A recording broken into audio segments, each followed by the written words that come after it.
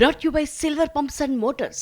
Top quality और consistent performance के लिए सिर्फ सिल्वर पंप्स नाम याद रखना.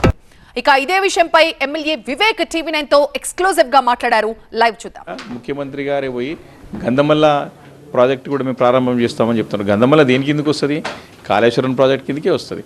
కాబట్టి ఇవన్నీ కూడా రాజకీయ ప్రేరితమైనటువంటి కమిషన్ ఇది. దీనిలో ఎలాంటి వాస్తవాలు వస్తాయని చెప్పేసి ఎవ్వరు కూడా నమ్మకం లేదు. అందరూ కూడా ఇది మొదటి నుంచి కూడా రేవంత్ రెడ్డి గారు చెప్పే మాట ఏంది? కక్షపూరితమైన మాటలు. నేను కేసీఆర్ గారు ఆనవాళ్ళు లేకుండా చేస్తాను, కేసీఆర్ గారి పైన కక్ష కట్టుకొని కేసీఆర్తో సరిపడే నాయకుడు కాదు కదా రేవంత్ రెడ్డి. కేసీఆర్ గారి ఇమేజ్కి, కేసీఆర్ స్టేటస్కి తగ్గటువంటి నాయకుడు కాదు. కాబట్టి ఏ రకంగా కేసీఆర్ గారిని బదనాం చేయాలా, ఏ రకంగా కేసీఆర్ గారి బట్టకాల్సి మిదేయాలా, ఏ రకంగా కేసీఆర్ గారి యొక్క వ్యక్తిత్వాన్ని హననం చేయాలా, వారిని వారి కుటుంబ సభ్యుల్ని ఇదే పనిగా పెట్టుకొని రేవంత్ రెడ్డి గారు పనిచేస్తున్నారు. వారి యొక్క ఎన్నికల్లో వచ్చిన హామీలు కానివ్వండి, వారి యొక్క పరిపాలన కానివ్వండి, ప్రాజెక్ట్ మొత్తంలో విధానపరమైనటువంటి నిర్ణయాలు కావచ్చు, ఆర్థికపరమైనటువంటి నిర్ణయాలపైన ఎక్కడ కూడా ఒక మెయింటెనెన్స్ అనేది చేయలేదు, పూర్తిగా ఇష్టం వచ్చినట్టు చేశారు అనేది పూర్తిగా ఒక ఆరోపణ.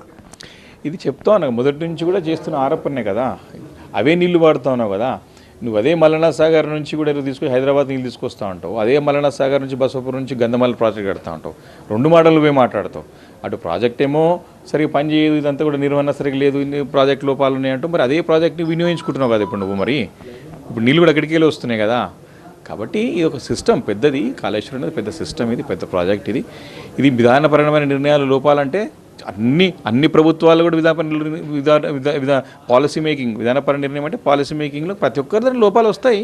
మా ప్రభుత్వం ఆ రోజు ఖచ్చితంగా రైతులకు నీళ్ళు ఇవ్వాలి, ఖచ్చితంగా భవిష్యత్తులో తెలంగాణ మనకు నీళ్లు రావాలా. ఇప్పుడు కూడా చూడండి, ఈరోజు వీళ్ళు నీళ్ళు తీసుకురాకపోవడం వల్ల గోదావరి మిల్గు జలాన్ని బనకచర్ల కడతా అని చెప్పేసి ముందుకు వస్తూ ఉన్నారు.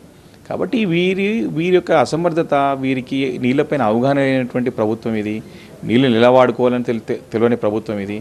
కేవలం రాజకీయ దురుద్దేశంతోనే ఈరోజు రాష్ట్రంలో కక్షపూరితమైన రాజకీయాలు రేవంత్ రెడ్డి గారి నాయకత్వంలో జరుగుతుంది తప్ప తెలంగాణ రాష్ట్రానికి న్యాయం చేయాలా, తెలంగాణ రైతాంగానికి కాపాడుకోవాలా అని ఎక్కడ కూడా వీళ్ళ ఆలోచన లేదు. వ్యాప్కోస్ నివేదికను కూడా తొక్కిపెట్టారు. అదేవిధంగా సిడబ్ల్యూసీ ఇచ్చినటువంటి సూచనలు కూడా పట్టించుకోకుండా ఇష్టానుసారంగా నిర్మాణం చేశారు అనేది కమిషన్ చెప్తుంది. మీరు చూడండి, వారు తుమ్మిడిహట్టి దగ్గర సాధ్యం కాదని చెప్పేసి మొదటి నుంచి కూడా మహారాష్ట్ర వాళ్ళు కాంగ్రెస్ ప్రభుత్వమే కదా 10 సంవత్సరాల అధికారంలో ఉన్నది.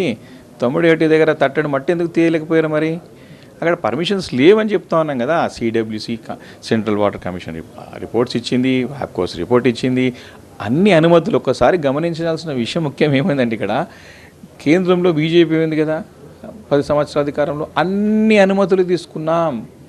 ఈరోజు దాన్ని తప్పుదో పట్టించే బీజేపీ నాయకులు కూడా కాంగ్రెస్తో ములాఖాత్ అయిపోయి కాంగ్రెస్తో లోపాయ గారి ఒప్పందం చేసుకొని ఏ రకంగానైనా సరే టీఆర్ఎస్ చెప్తాను రాజకీయ దురుద్దేశం తప్ప దీనిలో ఎలాంటి రీజన్ మీరు చెప్పినట్టుగా అన్ని అనుమతులు తీసుకొని మేము రైట్ ఎలెందర్. సో అది కమిషన్ రిపోర్ట్ బయటకు వచ్చిన తర్వాత ఇప్పుడు ఒక్కసారిగా తెలంగాణలో రాజకీయ వాతావరణం వేడెక్కింది. మధ్యాహ్నం 2 గంటలకి తెలంగాణ కేబినెట్ భేటీ కూడా జరగబోతోంది.